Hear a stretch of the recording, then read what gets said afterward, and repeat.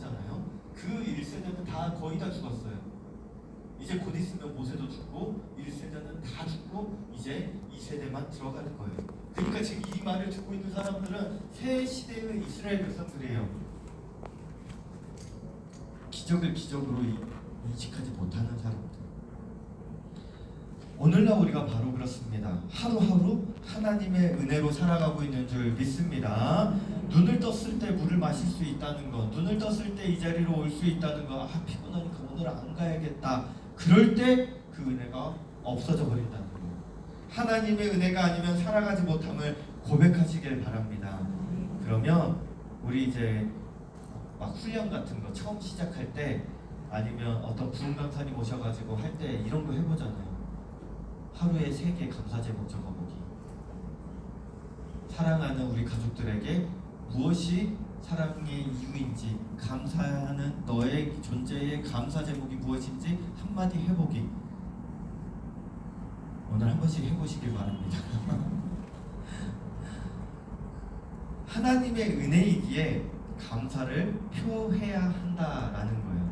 그런 삶을 살아가면 오늘 하루 하나님을 기쁘시게 할 수 있다라는 생각으로 하루를 하나님의 은혜에 대한 감사의 고백으로 온전히 하나님을 붙들고 나아가게 되시는 성도님이 되시길 예수님의 이름으로 소망합니다. 오늘 말씀으로 알 수 있는 두 번째는 우리에게도 베푸시는 도피성이 있다라는 거예요. 우리에게도 베푸시는 도피성이 있다. 41절에 보면 이스라엘은 요단 동편에 3곳의 도피성을 세웠다라는 거예요. 지금 앞에까지는, 지금 이제 40절까지는 하나님이 이 자리까지, 지금 우리가 듣고 있는 이 신명기의 말씀을 듣고 있는 이 자리까지 우리의 정체성이 무엇이고 하나님은 우리에게 뭘 해주고 계시고, 당장 막 떨어지고 있는 만나와 메추라기, 막 구름기둥과 불기둥, 이걸 다 경험했지만 그냥 일상이었던 것이 다 은혜였다라고 한다면, 이제는 우리에게 일어나는 문제들이 생길 때 우리가 어떻게 해야 하느냐. 지금까지는 어떤 문제가 생길 때 다 이렇게 해결됐어. 그럼 앞으로는 41절에 새 성읍을 구별하였다. 그 새 성읍을 구별해서 도피성을 세웠다라는 겁니다. 새 도피성의 이름까지 나와요. 43절에 베셀과 길르앗 라못과 바산 골란이라 라고 하면서 구체적으로 그 이름을 알려주는 거죠. 그 이유를 알려줘요.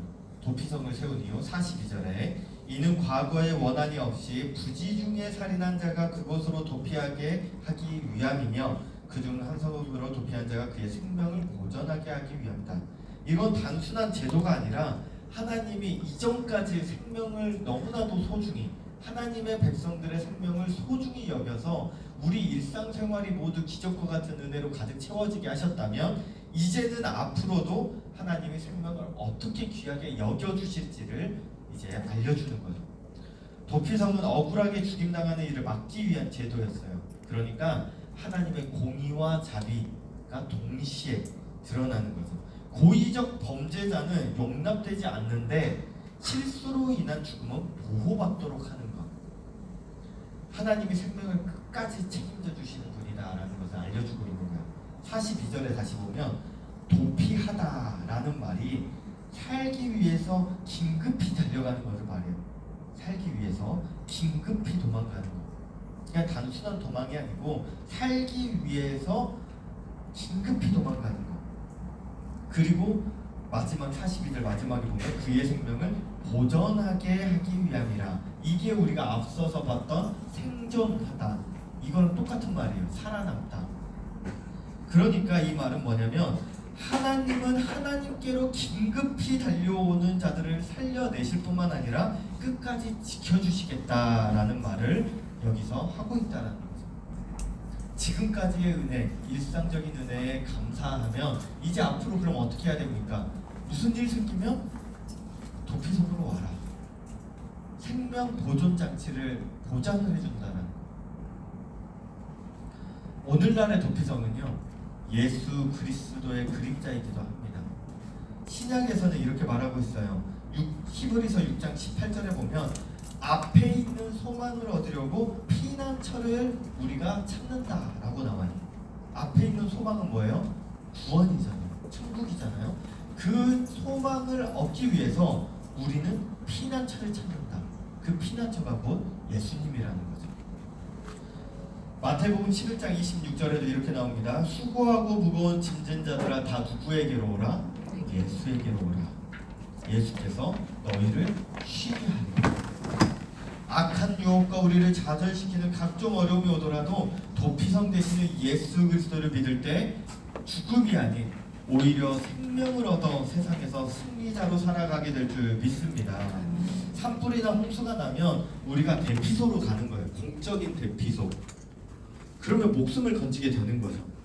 우리 교회도 한여름 무더위 쉼터로 지정이 되어서 5월부터 9월까지 폭염이 있다면 주변에 지나가는 모든 분들이 아이고 더워 하면 들어와 계실 수 있거든요. 그래서 평일에도 그냥 한낮에도 그냥 딱 들어와 보면 생전 모르시는 분들이 그냥 부채질하면서 에어컨 바람을 쐬고 계시는 거예요. 이 뜨거운 무더위를 피해서 여기가 무더위 쉼터라는 것을 알고 있기 때문인 거죠. 부모가 자녀를 혼낼 때도 마찬가지예요.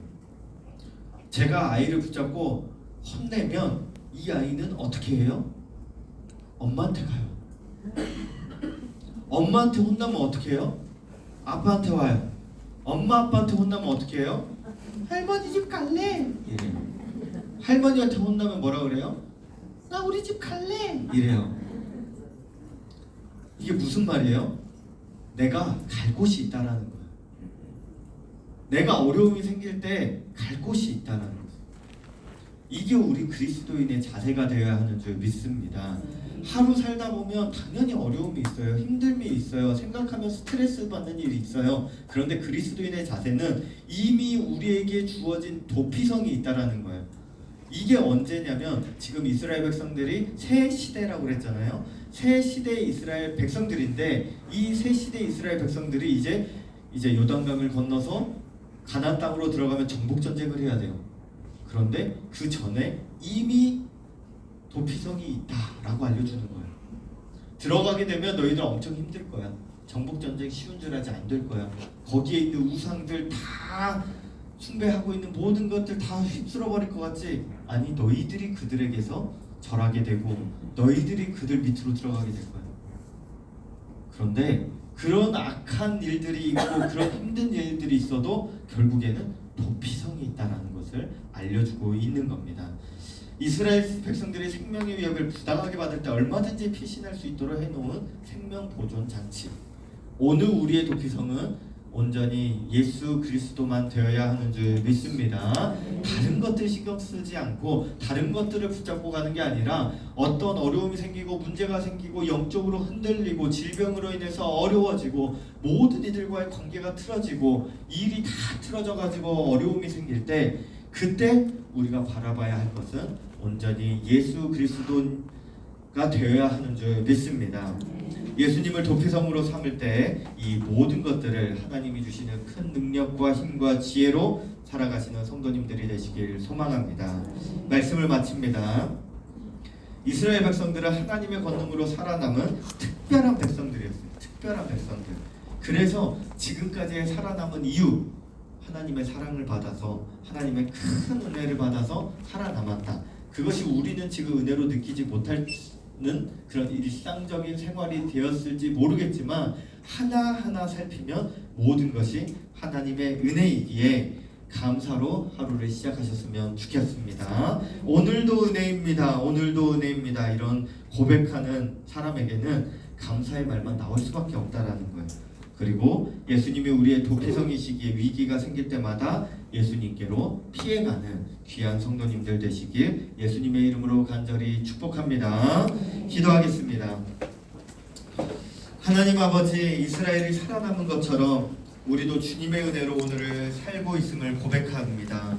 늘 주님의 은혜를 경험하고 깨달으며 감사로 살아갈 수 있도록 도와주시옵소서. 또한 도피성을 주신 것처럼 우리에게는 예수 그리스도가 피난처이시고 도피성이 되시고 우리의 삼성이시고 요새이시고 바위가 되어주시니 온전히 위기의 순간마다 믿음이 흔들리는 큰 영적 전투의 현장마다 예수님께로 달려가 생명을 보전하게 되는 귀한 은혜를 누리게 하여 주시옵소서. 감사합니다. 살아계신 예수님의 이름으로 간절히 기도드립니다. 아멘. 하늘에 계신 우리 아버지여, 이름이 거룩히 여김을 받으시오며 나라가 임하시오며 뜻이 하늘에서 이루어진 것 같이 땅에서도 이루어지이다. 오늘 우리에게 일용할 양식을 주시옵고 우리가 우리에게 죄진 자를 사하여 준 것 같이 우리 죄를 사하여 주시옵고 우리를 시험에 들게 하지 마시옵고 다만 악에서 구하시옵소서. 나라와 권세와 영광이 아버지께 영원히 있사옵나이다. 아멘.